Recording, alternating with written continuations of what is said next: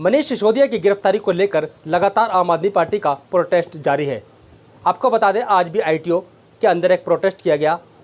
उस प्रोटेस्ट में आम आदमी पार्टी के वार्ड 87 से निगम पार्षद अंकुश नागर जी पहुंचे। उनसे बात करेंगे क्या क्या कुछ हुआ वहाँ पर आज। सर, क्या कुछ कहेंगे? आज प्रोटेस्ट में आप पहुंचे आईटीओ पर, क्या कुछ कहेंगे? सबसे पहले तो JKS न्यूज़ के सारे व्यूअर्स को मेरा नमस्कार। और मैं पटेल नगर का बेटा अंकुश नारंग, निगम पार्षद वार्ड 87 रंजीत नगर से। जैसे कि आपको पता है कि मनीष सिसोदिया को इन्होंने गिरफ़्तार किया है, भाजपा सरकार ने गिरफ़्तार किया है। प्रधानमंत्री नरेंद्र मोदी जी ने किस वजह से गिरफ़्तार किया है ये अभी तक क्लियर नहीं हुआ, ये क्लैरिटी नहीं है। क्योंकि पहली चार्जशीट में मनीष सिसोदिया जी का नाम नहीं आया, दूसरी चार्जशीट में मनीष सिसोदिया जी का नाम नहीं आया, तीसरी चार्जशीट में मनीष सिसोदिया जी का नाम नहीं आया।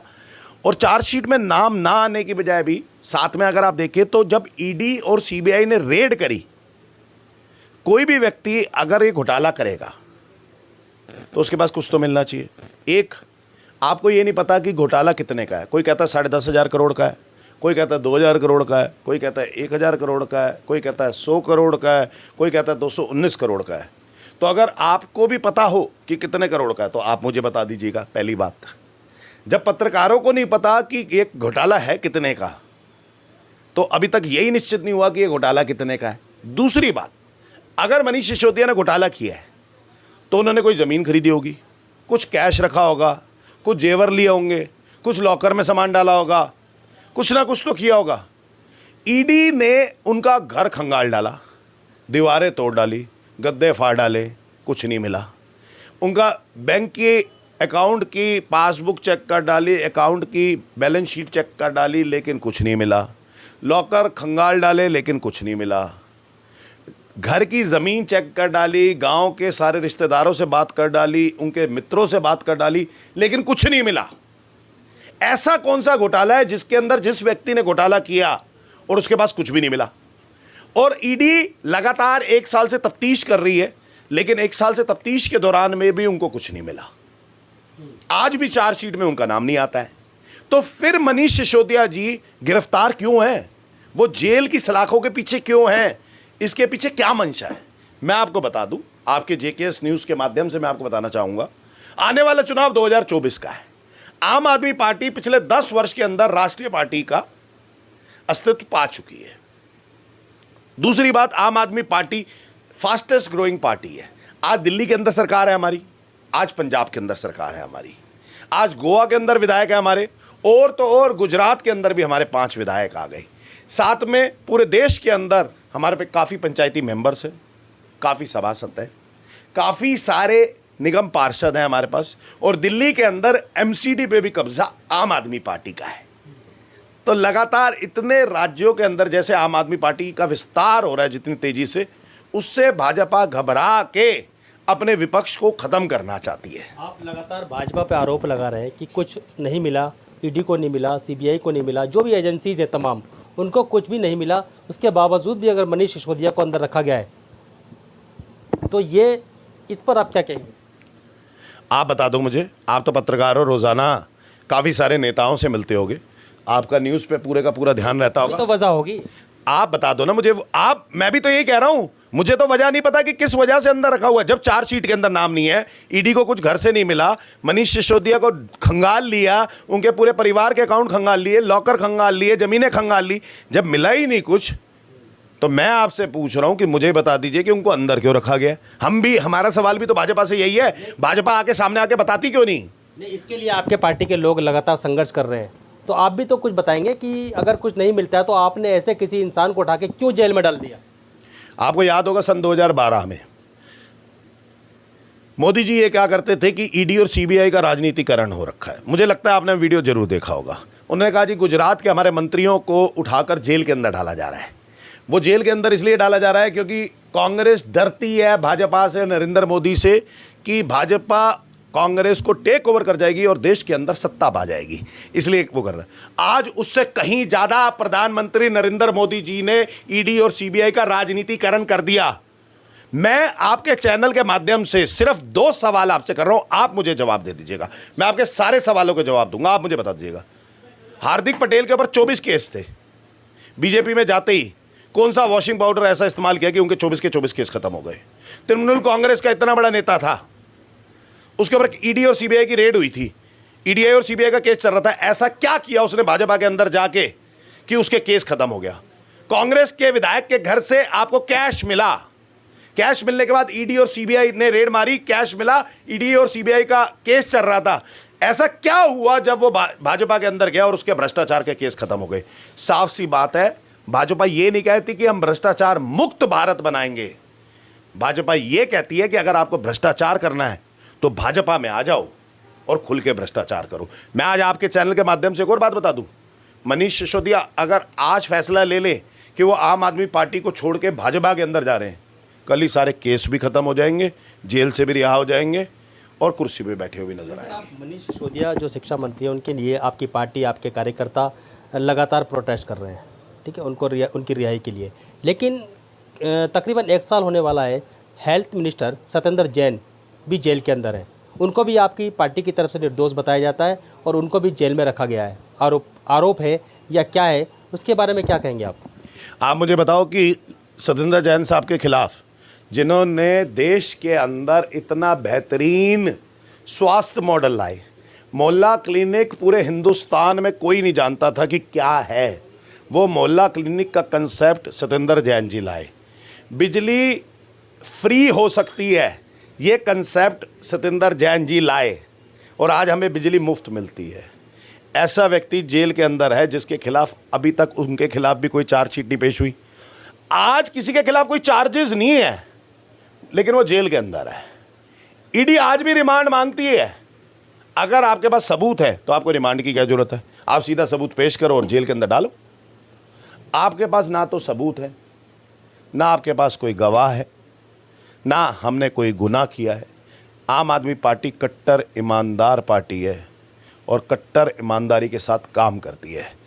तो आम आदमी पार्टी ऐसी कट्टर ईमानदारी के साथ काम करती रहेगी। आप मुझे एक बात बताइएगा, जब शहीद आज़म भगत सिंह आज़ादी की लड़ाई लड़ रहे थे, उनका क्या गुनाह था? वो जेल के अंदर गए थे। आप मुझे बता दो, सुखदेव जेल के अंदर क्यों गए थे? राजगुरु जेल के अंदर क्यों गए थे? 2600 स्वतंत्रता सेनानी जो जेल के अंदर गए थे, वो जेल के अंदर क्यों गए थे? वो देश की आज़ादी के लिए मांग रहे थे। हम इस समय हिटलर शाही से, तानाशाही से ये जो भाजपा सरकार चल रही है, इससे देश को स्वतंत्र कराना चाहते हैं। यही हमारी गलती है और इसलिए हमें जेल के अंदर डाला जा रहा है। आज हम खुल के भाजपा की नीतियों का, भाजपा की सरकार का विरोध करते हैं। आप मुझे बता दो, नोटबंदी से आपको क्या फायदा हुआ? प्रधानमंत्री नरेंद्र मोदी जी ने ये कहा था, जब आए थे मेरे को भी बहुत उम्मीद थी, सन 2014 में जब वो आए तो उन्होंने कहा बहुत हुई महंगाई की मार, अब की बार मोदी सरकार। तो वो जो महंगाई थी आज तो 4 गुना हो गई। आप ही बता दो, उस टाइम दाल का रेट क्या था और आज क्या रेट है? उस टाइम फॉर्चून की थैली 40 रुपए की आया करती थी, आज 180 रुपए की मिलती है। उस समय पेट्रोल 40 रुपए लीटर था, आज 100 रुपए लीटर है। उस समय गैस का सिलेंडर 350 रुपए, 360 रुपए था, आज 1100 रुपए पहुंच गया। आप मुझे बता दो, आपने कहा बहुत हुई महंगाई की बार, अब की बार मोदी सरकार, लेकिन ये तो 4-4 गुना महंगाई हो गई। आपने कहा कि बहुत हुआ पेट्रोल डीजल की मार, अब की बार मोदी सरकार, पेट्रोल डीजल के रेट पहुंच। हमें लगा कि हो सकता है कि कच्चे तेल के रेट ज़्यादा होंगे इसलिए आप कम नहीं कर पा रहे, लेकिन कच्चे तेल के भी जब रेट कम हो गए, उसके बैरल रेट इतने ज़्यादा गिर गए, फिर भी आपने पेट्रोल डीजल के रेट कम नहीं करे। आपने कहा कि बहुत हुआ महिलाओं पे अत्याचार, अब की बार मोदी सरकार, लगातार महिलाओं पे शोषण पे शोषण, शोषण पे शोषण हो रहा है। क्राइम रेट उस समय का देखिए और आज का देखिए। सबसे बड़ी बात, कोई भी देश की जीडीपी होती है। एक मिनट, कोई तथ्य कैसे होता है मैं आपको बताता हूँ। जीडीपी होती है, देखो आप पत्रकार हैं, आपको सिर्फ तथ्य पे विश्वास करना चाहिए। जीडीपी होती है, जीडीपी का हाल आज से 10 साल पहले का और आज का आप देख लीजिए, मेज़र कर लीजिए, फिर हमें बता दीजिएगा कि ये देश आगे बढ़ रहा है या पीछे आ रहा है। हम युवाओं को बहुत ज़्यादा उम्मीद थी जब प्रधानमंत्री नरेंद्र मोदी आए थे, लेकिन युवाओं के लिए एक भी काम प्रधानमंत्री नरेंद्र मोदी ने नहीं किया। कोई रोजगार आप बता दो, आपने देखा हो कि युवा कह रहे हो कि हमें नरेंद्र मोदी की सरकार में रोजगार मिला। आज देश के अंदर एक ऐसा माहौल है कि लोग व्हाट्सएप करने में डर रहे हैं, ऑटो ड्राइवर कुछ बोलने में डर रहा है, टैक्सी ड्राइवर कुछ बोलने में डर रहा है, लोग फेसबुक सोशल मीडिया पे लिखने में डर रहे हैं। आज इस देश का इतना बुरा हाल हो गया है। ये जो देश लोकतांत्रिक देश है और लोकतंत्र का नंबर 1 देश हिंदुस्तान माना जाता है, उसमें लोकतंत्र की हत्या हो रही है, जनतंत्र की हत्या हो रही है। यहां तक कि अगर आज हम अपने प्रधानमंत्री की डिग्री पूछ लेते हैं, देखिए इस देश के अंदर संविधान के हिसाब से 2 चीजें, आप प्रेसिडेंट ऑफ इंडिया से कोई सवाल नहीं कर सकते और उनको असम्मानजनक कोई शब्द नहीं बोल सकते, इसकी हम पूरी रिस्पेक्ट करते हैं। दूसरा, मेरी बात सुनेगा, नेशनल एंथम के खिलाफ आप कुछ नहीं बोल सकते। आप प्रधानमंत्री से क्यों नहीं सवाल कर सकते? प्रधानमंत्री हमारे देश का प्रधानमंत्री है। अगर आप मनीष सिसोदिया से सवाल कर सकते हो, अरविंद केजरीवाल से सवाल कर सकते हो जो मुख्यमंत्री है, वो भी तो दिल्ली के मुख्यमंत्री हैं, वो भी तो मुख्यमंत्री है, तो नरेंद्र मोदी जी से सवाल क्यों नहीं कर सकते? देखो, डिग्री के ऊपर गुजरात हाई कोर्ट का यह ऑर्डर आना साफ आश्चर्य में डालता है। र्यूमर्स फैलते हैं, एक, या तो हमारी कोई औकात नहीं है, हैसियत नहीं है कि हम इस देश के प्रधानमंत्री नरेंद्र मोदी से कोई सवाल कर सकते हैं। यह तो होना नहीं चाहिए, क्योंकि हमारे वोट से ही कोई प्रधानमंत्री बनता है, कोई मुख्यमंत्री बनता है, हम सबके वोट से बनते हैं। दूसरी बात, आपके पास डिग्री नहीं है।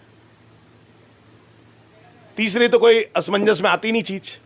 तो या तो आप ये कह दो इस देश की कोई औकात नहीं है, यहां की जनता की औकात नहीं है। आपके चैनल से माध्यम से कह रहा हूं कि हमारी औकात नहीं है, इस देश के किसी व्यक्ति की औकात नहीं है कि वो प्रधानमंत्री नरेंद्र मोदी जी से उनकी डिग्री पूछ सके, या फिर आप ये कह दो कि आपकी डिग्री फेक है। चलिए सर, एक आखिरी सवाल और मैं आपसे लूँगा। मनीष सिसोदिया के लिए लगातार प्रोटेस्ट चल रहे हैं, आखिरकार सत्येंद्र जैन के लिए क्यों प्रोटेस्ट इस तरह के नहीं किए गए? आपको किसने कहा कि सत्येंद्र जैन के लिए? हमने देखा है, काफ़ी हम मार्केट में रहे हैं, हमें पता है कि जितने प्रोटेस्ट मनीष सिसोदिया के लिए किए जा रहे हैं उतने प्रोटेस्ट सत्येंद्र जैन के लिए क्यों नहीं? पीला कागज़ देना मुझे। मैं आपको आज एक बात बताता हूँ, जितना संघर्ष हम मनीष सिसोदिया जी के लिए कर रहे हैं, उतना संघर्ष हम सत्येंद्र जैन के खिलाफ भी कर रहे हैं कि सत्येंद्र जैन जी को भी छोड़ा जाना चाहिए। ये देखिए, ये कागज़ देख लीजिए, ये हमने हाल फिलहाल में हस्ताक्षर अभियान करवाया है। हस्ताक्षर अभियान के अंदर हमारा वार्ड ने, अब हमारे वार्ड ने 13,036 हस्ताक्षर करवाए लोगों से। वार्ड ने, वार्ड की बात कर रहा हूँ मैं अपनी, 13,036 हस्ताक्षर कराए हैं। मेरी रिपोर्ट है, मैं बिल्कुल फैक्ट्स और फिगर के साथ बताता हूँ। ये सत्येंद्र जैन जी के और मनीष सिसोदिया जी के लिए करवाए और प्रधानमंत्री जी से निवेदन किया, प्रधानमंत्री जी आप हमें ये बता दो कि हमारे सत्येंद्र जैन साहब का और मनीष सिसोदिया जी की क्या गलती है जिसकी वजह से आपने जेल में डाल रखा है। दूसरी बात, अगर आपको आम आदमी पार्टी से डर लगता है तो अपनी लकीर को बड़ा करो। हमारी लकीर मिटाने में क्यों प्रयास कर रहे हो? सिर्फ हमारे साथ ही नहीं बॉस, मैं आज आपके चैनल के माध्यम से भी बता दूं, सिर्फ हमारे साथ ही नहीं, राहुल गांधी की सदस्यता को रद्द करना, मुझे कांग्रेस से घंघोर नफरत है। मैं मानता हूं कि कांग्रेस ने इस देश के अंदर जितना भ्रष्टाचार किया है, जो युवाओं को का जो हमारी जवानी है उसको जो अंधकार में उन्होंने डाला है, इतना कोई नहीं डाल सकता। लेकिन भाजपा ने इसको भी मात दे दी, इसको भी मात दे दी। तो आज राहुल गांधी की सदस्यता को रद्द करना, हम जुडिशरी की इज्जत करते हैं, लेकिन ये जजमेंट के सपोर्ट में नहीं थे हम बिल्कुल भी कि आपने राहुल गांधी की सदस्यता को रद्द कर दिया।